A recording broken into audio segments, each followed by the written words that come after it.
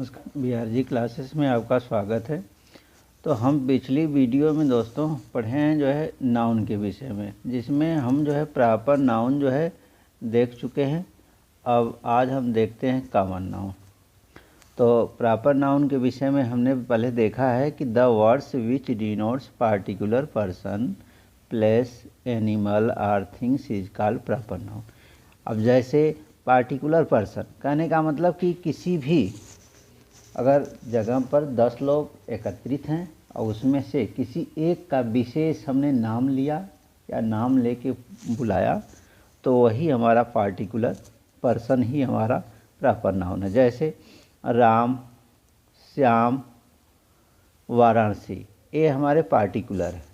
और एग्जाम्पल के तौर पर और सेंटेंस में भी ले सकते हैं, जैसे राम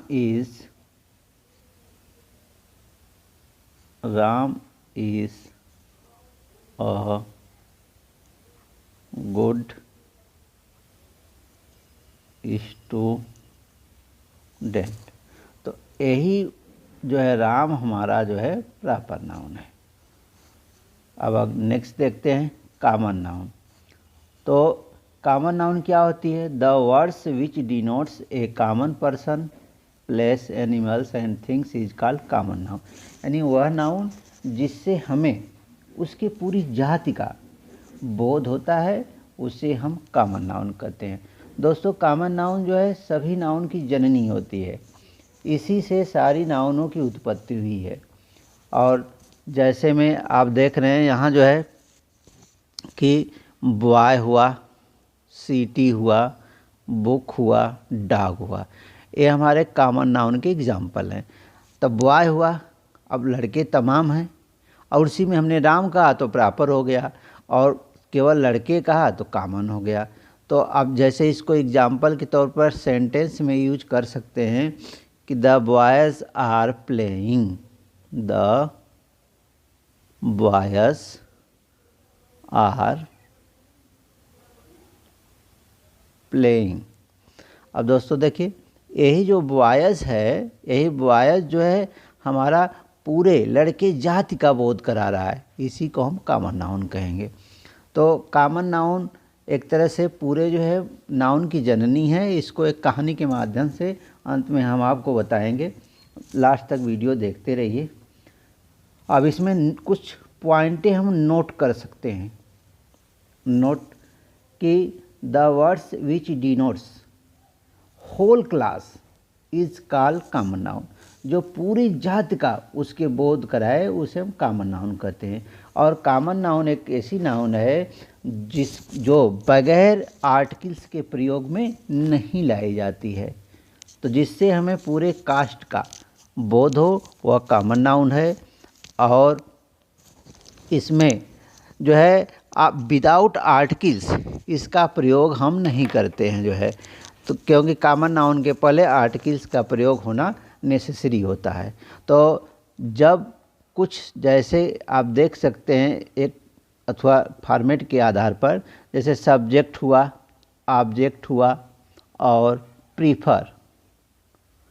तो कहने का मतलब कि जब सब्जेक्ट के रूप में अगर नाउन है तो द, और ऑब्जेक्ट के रूप में नाउन है तो ए या एन, इनका जो है हम ज़्यादा प्रयोग करते हैं।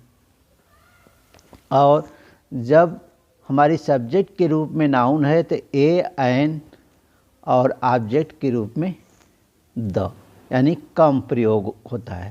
यानी कहने का मतलब आप समझ गए होंगे कि जब आर्टिकल्स के बगैर कॉमन नाउन का प्रयोग नहीं होता है तो ज़्यादातर सब्जेक्ट के रूप में नाउन के पहले द और ऑब्जेक्ट के रूप में नाउन के पहले ए या एन ज़्यादा प्रयोग में लाया जाता है, और सब्जेक्ट के पहले ए एन कम प्रयोग में लाया जाता है, और द ऑब्जेक्ट के रूप में कम प्रयोग में लाया जाता है। हाँ दोस्तों, इसी कॉमन नाउन में जो है हम आर्टिकल्स का प्रयोग करते हैं, पर कुछ ऐसे भी सेंटेंस हमें मिलेंगे जो जिसके लिए बना होता है उसके पहले आर्टिकल्स का प्रयोग नहीं होता। जैसे स्टूडेंट हैं तो वो पढ़ने के लिए बने हैं, तो इनके पहले आर्टिकल्स का प्रयोग नहीं भी होता है। और उसी तरह जब कोई प्रोनाउन कॉमन नाउन के जैसे काम करे या किसी महान की तुलना महान से हो, तब जो है आर्टिकल्स का प्रयोग नाउन के पूर्व, कॉमन नाउन के पूर्व किया जाता है। जैसे कह सकते हैं आप एग्जाम्पल के तौर पर, Kalidas is the Shakespeare of India. यानी कहने का इस एग्जाम्पल से तात्पर्य है कि हमारा प्रॉपर नाउन जो है कभी भी आर्टिकल्स का प्रयोग नहीं होता है। कुछ चीज़ों या कुछ सेंटेंसों में या कुछ जगहों पर आर्टिकल्स का प्रयोग होता है, तो इसी तरह कॉमन नाउन वगैरह आर्टिकल्स के प्रयोग में नहीं ला जाती है। तो जैसे अब देखिए, एक महान की तुलना एक महान से हुई है, तो यहाँ आर्टिकल्स द का प्रयोग हुआ है। तो नेक्स्ट देखते हैं दोस्तों हम कलेक्टिव नाउन। तो कलेक्टिव नाउन को हम समूहवाचक संज्ञा कहते हैं। तो collective noun, the words which denotes collection is called collective noun. यानी जिस संज्ञा से समूह का बोध होता है उसे सामूहिक संज्ञा या समूहवाचक संज्ञा कहते हैं। जैसे आप देख रहे हैं एग्जाम्पल के तौर पर, team, army, police, player, कैटिल, crowd. तो इनसे हमें पूरे समूह का, जिसमें मेल फीमेल सभी का बोध हो या सभी एक वर्ग में हो, समूह में हो, ऐसी दशाओं में हमारी कलेक्टिव नाउन होती है। और एग्जाम्पल सेंटेंस में आप चाहें तो इसको इस तरह से लिख सकते हैं, जैसे a team of players is playing. अब दोस्तों देखिए, यही हमारी कलेक्टिव नाउन है। और आगे देखते हैं abstract noun, material noun.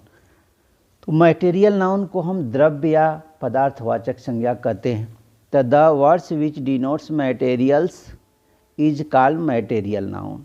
It can not be counted. कहने का मतलब कि यदि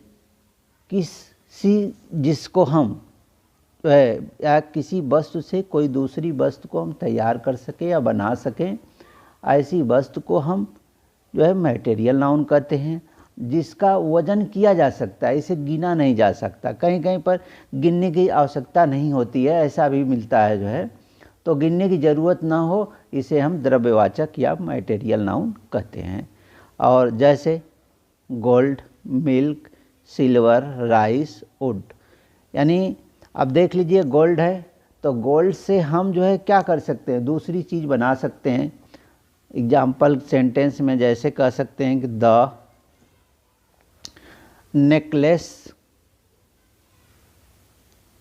necklace is made of gold. अब दोस्तों देखिए कि ये जो हमारा नेकलेस है, एक जो है एलिमेंट है, और इससे जो है हमारा जो तैयार हुआ एलिमेंट्स है, हमारा नेकलेस, ये बना किससे है, गोल्ड से। तो ऐसे यानी कहने का मतलब इस शब्दों में भी समझ सकते हैं कि एक वस्तु से दूसरी वस्तु तैयार की जा सके, उस वस्तु को हम मैटेरियल नाउन कहते हैं। और आगे देखते हैं एब्स्ट्रैक्ट नाउन। तो इसे हम भाववाचक संज्ञा कहते हैं। The word which denotes quality, action और state is called abstract noun. यानी जिस जो है शब्द से हमें जो है क्वालिटी यानी गुण का, एक्शन उसके स्थिति का, कार्य का, और स्टेट अवस्था का भाव बोध होता है, उसे हम एब्स्ट्रैक्ट नाउन कहते हैं। अब जैसे स्मेल, और इसको और तरह से समझ सकते हैं कि a noun that can neither be seen nor be touched but can be felt is called abstract noun. यानी कहने का मतलब वह नाउन जिसे हम न देख सकते हैं न छू सकते हैं, केवल महसूस कर सकते हैं। ऐसी नाउन को हम एब्स्ट्रैक्ट नाउन कहते हैं। जैसे दोस्तों स्मेल को हम देख नहीं सकते, केवल जो है महसूस कर सकते हैं। उसी तरह ब्यूटी, हॉनेस्टी, चाइल्डहुड, यानी ये जो हमारी नाउन है, इन नाउन को केवल हम महसूस कर सकते हैं, देख नहीं सकते न छू सकते हैं। ऐसी नाउन को हम एब्स्ट्रैक्ट नाउन कहते हैं। तो दोस्तों इस तरह से हमारा जो है नाउन का पार्ट है ये समाप्त हुआ। एक कहानी के माध्यम से मैं बताना चाहता हूँ आपको कि एक फार्मर था या किसान था जो है, और उसके पास एक जो है मुर्गा था जो एक काक रखा था। तो उसका नाम उसने जो है सोनू या मोनू रख दिया। तो अब देखिए, जब हमारा ये जो काक था, मुर्गा था, तो इसे हम hen कहते हैं या काक कहते हैं, मुर्गा या मुर्गी जो भी है उसके पास।